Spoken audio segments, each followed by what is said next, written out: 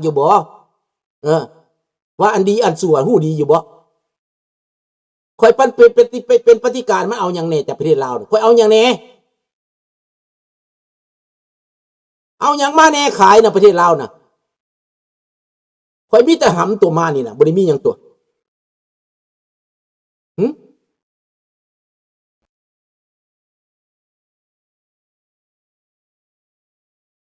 ให้คิดเบิ่งพวกเจ้าน่ะว่าเป็นปฏิการและมันเป็นอย่างสั่นพวกเจ้าเบิ่งดูคุดค้นมึงดูแล้วไปยังพวกเจ้าสิไปจับเอาความเว้ามันพวกเจ้าสิเอาแต่ความเว้ามันมาเถียงลุงอยู่หั่นและพวกเจ้าได้หยังแต่ละมื้อแทนที่พวกเจ้าจะเรียนเอาวิชาฮู้เรียนเอาความรู้เรียนเอาความเข้าใจที่ลุงจะมาถ่ายทอดให้นี่นะสบายดีวอน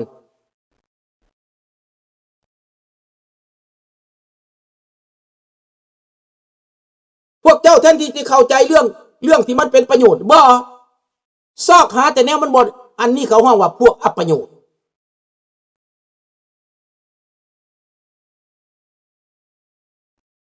พวกเจ้าสิจับเอาความเว้าเขานะพวกเจ้าอยู่มา40-50 ปีตั้งแต่มือพวกเจ้าเกิดจนมือพวกเจ้าตาย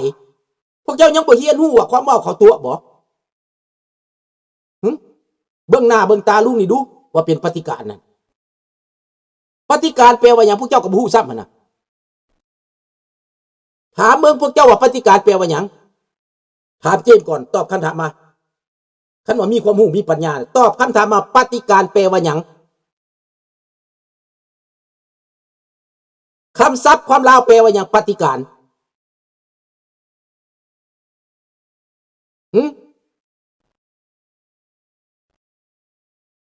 แปลบ่ได้แม่นบ่ภาษาลาวก็แปลบ่ได้แล้วแปลว่าพอสมควรเด้แปลแม่ไผแปลได้ปฏิการแปลว่าหยังแปลมา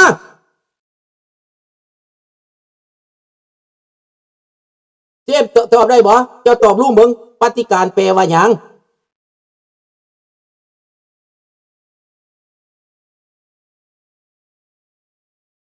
ให้โอกาสแปลเอาคันเราแปลบ่เป็นแปลซอยเราเนี่ยปฏิการแปลว่าหยังตอบพวกเจ้าพวกเจ้าเก่ง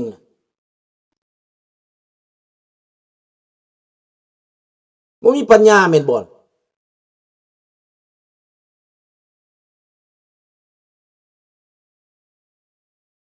ตอบให้ตรงๆความเว้าแปลว่าหยัง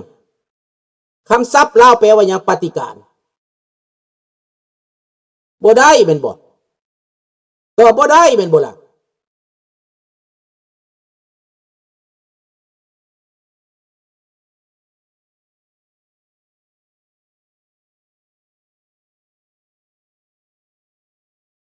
ยังบ่แม่น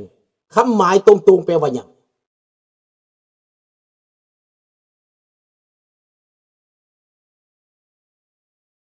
บ่แม่นที่มันใส่ให้ว่าปฏิการนั่นน่ะ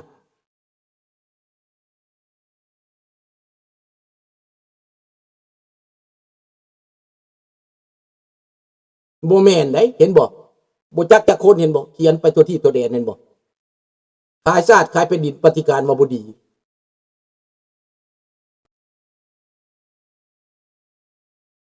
ปฏิการแม่นพวกมีปฏิกิริยา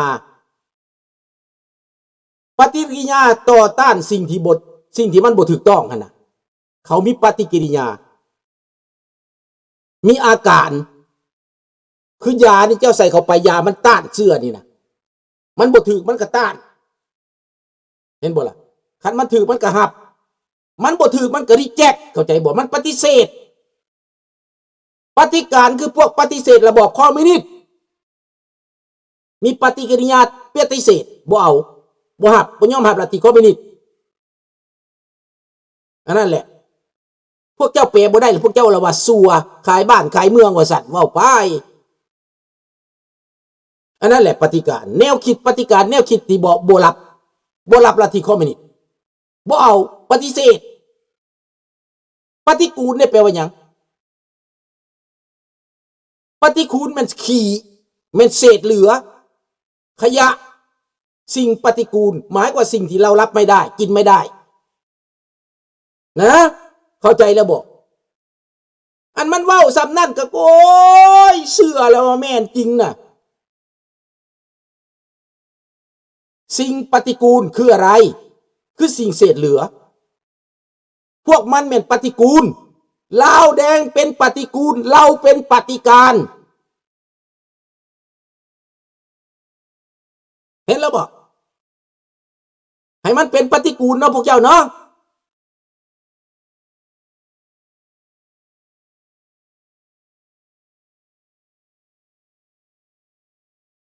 นี่แหละเห็นความจริงแล้วบอกพวกเจ้า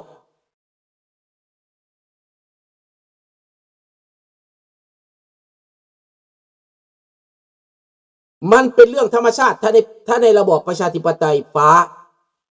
ดังประเทศไทยนี่เขาเปิดกฎหมายรัฐธรรมนูญให้คิดได้อยากเป็นคิดคอมมิวนิสต์ก็คิดได้คิดเป็นขวาคิดเป็นซ้ายคิดเป็นกลางได้แต่ในประเทศที่เป็นเผด็จการไม่ธรรมดาเขาให้คิดต่างไหมในประเทศเราล่ะถามตรงๆนะในพม่าเขาคิดต่างไหมคนคิดต่างเขาเอาอาวุธไปเข็นฆ่าใช่ไหมในประเทศลาวคนคิดต่างเขาไปประหารใช่ไหมเรียกว่ามันธรรมดาเหรอ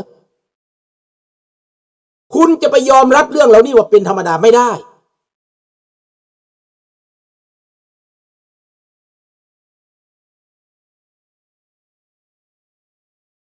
แม่นแสงอุทัย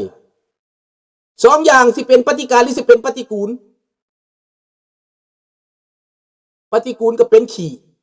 ปฏิการก็เป็นผู้บ่ยอมรับเผด็จการอะสิเป็นอะไรทั้งสองอย่างนี่คนลาวเลือกเป็นอย่างไรเขาก็เลือกเป็นปฏิการให้มึงว่าโลดปฏิการเผด็จการกูได้มาอยู่อเมริกากูไปอยู่ฝรั่งเศสกูไปอยู่แคนาดากูไปเสวยสุขกูไปกินไปหลับเอาเสรีภาพเห็นบ่ล่ะผู้ใดสิอยากเป็นปฏิกูลก็มีแต่พวกคนโง่นั่นแหละเป็นปฏิกูลแม่นบ่ล่ะคนที่บ่จักเรื่องและยอมเป็นปฏิกูลสบายดีไว้ยังล่ะเอาทอนจะเลือกเป็นปฏิการจะเลือกเป็นปฏิกูลเงื่อลุงให้มันเป็นปฏิกูลพวกมันหมักเผด็จการนะพวกปฏิกูลทั้งหลายมึงฟังทางนี้บอกมึงเป็นปฏิการพวกบ่จักปฏิการนี่คือพวกขายชาติบ้านเมืองนี่ปฏิการนี่คือพวกบ่ดีได้แล้วขึ้นบ่ได้ลาวเอ้ยพวกเจ้าคือโพดคือเหลือแต่ลาวเอ้ยเฮียนหู้แหน่ตื่นแหน่เฮียนนะผู้ใหญ่ไม่โตแน่โพดที่เพิ่นหู้เพิ่นว่านั่นน่ะ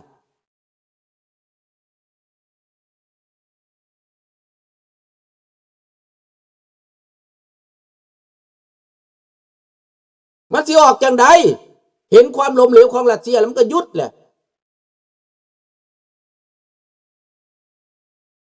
บางอันต้นเต้นอันเต้นกับไม้มุดไปแล้วมันเห็นเลยดิเห็นความสั่วของรัสเซียเป็นอะไรแหละเบื่อเลยดิมันก็หยุดแหละเขาหลอกไส้ให้เป็นปฏิกูลมา50 ปีก็ยอมบ่มีเลือดบ่มีหัวใจบ่มีแนวความคิดบ่ตึกตองบ่หินตองบ่ศึกษาจนบ่จักฮอดภาษาลาวถ้าคนลาวบ่จักภาษาลาวแปลว่าแนวใดบ่จักฮอดปฏิกูลแม่นหยังบ่จักฮอดปฏิการแม่นหยัง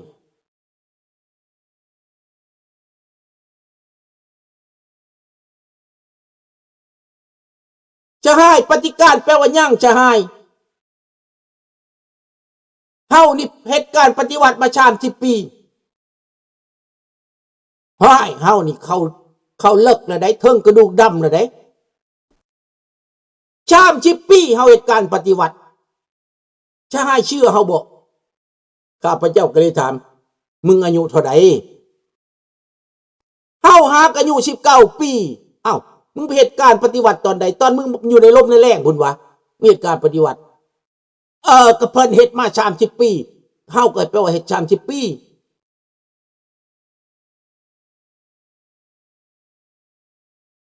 หืม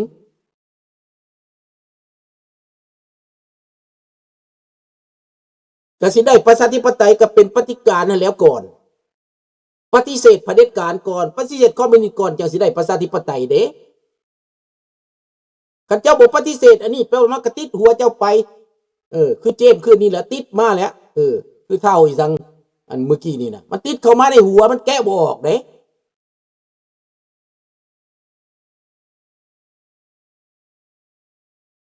ปฏิการกับมีปฏิกิริยาต่อระบอบลัทธิต่ออำนาจการปกครองที่ไม่เป็นธรรมเขาห้องว่ามีปฏิกิริยามีความคิดที่ไม่เอาตอบโต้ไม่ต่อความคิดต่อต้านไม่เอาถือว่าปฏิเสธปฏิการก็ปฏิกูลก็แปลว่าขี้ที่มันเศษเหลือเป็นพวกขี้พวกปฏิกูลสิ่งเศษเหลือคำสำคัญสองคำนี้ไม่เหมือนกันนะออกขึ้นต้นว่าปฏิเหมือนกันปฏิการปฏิกูลปฏิกูลแหละมันสิ่งเศษเหลือ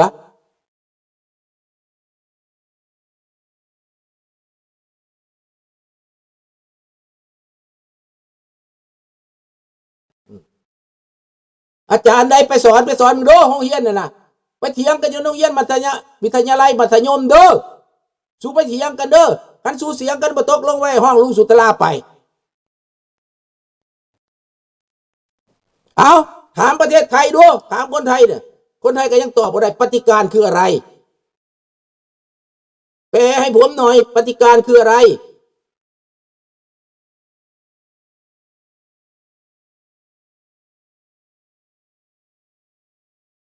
ครับโรดแลนด์ลาวแลนด์ขอบคุณมากครับนี่แหละความโง่จ้าล่าหลังเป็นเหยื่อแห่งการหลอกลวงเป็นเหยื่อแห่งการต้มตุนระบอบต้มตุนระบอบหลอกลวงพวกคุณเซิร์ชให้แก้วให้จิกนี่นะมันใกล้จะจบแล้วยุโรปเขาลงโทษแล้วแม่นบอกเจมที่เป็นปฏิกูลบ่เจ้าท่านเจ้าบ่เปลี่ยนก็เป็นปฏิกูลนั่นแหละเขาให้มันเว้ามันบ่จ้าเขาเราปฏิการเป็นหยังก็ถามมันแหละปฏิการยังเป็นหยังปฏิการชะหายว้ายพวกปฏิการขนาดเจ้าจะฮู้บ่มันใช่เครื่องไล่ได้ปฏิการนั่นได้มันว่าสิได้คอยถามได้ชะหายก็เห็นปฏิการบ่เห็นได้เฮาเห็นได้เฮาเห็นปฏิการนี่มันใช่เครื่องไล่ได้แล้วมันเป็นจังได้โตมันนั่นบางคนก็ผมยาวๆได้บางคนก็ได้โตมันนี่เฮาก็เห็นแบบนั้นแหละแต่ล่อได้โตปฏิการตัวใหญ่ได้ว่าซั่นนี่ข้าวได้ปฏิการนี่นะ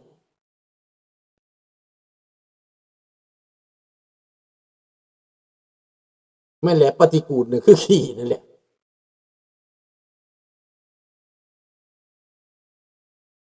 ใช่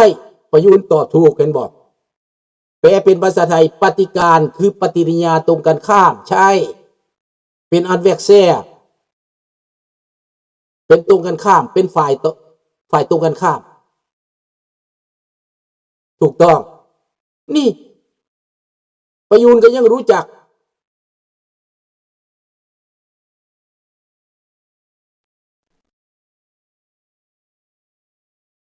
สบายดีบ่ทุกท่านเด้อ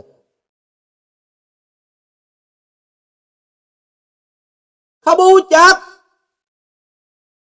ลุงอยู่กับพวกลาวแดงมาตอนมัน1975นั้นสวัสดีครับใช่นั่นก็เมนต่อต้านการปกครองก็ใช่แต่แปลมันถูกตรงตามนั่นมันว่าปฏิเสธปฏิกิริยาไม่พอใจไม่เอาไม่รับมีปฏิกิริยาดังลูกเขานี่เขาเอายังให้มันบ่มักมันบ่เอานี่มันมีปฏิกิริยาปฏิเสธนี่นะมันจะละกองอแงมันมีปฏิกิริยาแนวบ่ดีนะเขาก็ว่ามันเป็นปฏิการบ่ล่ะโน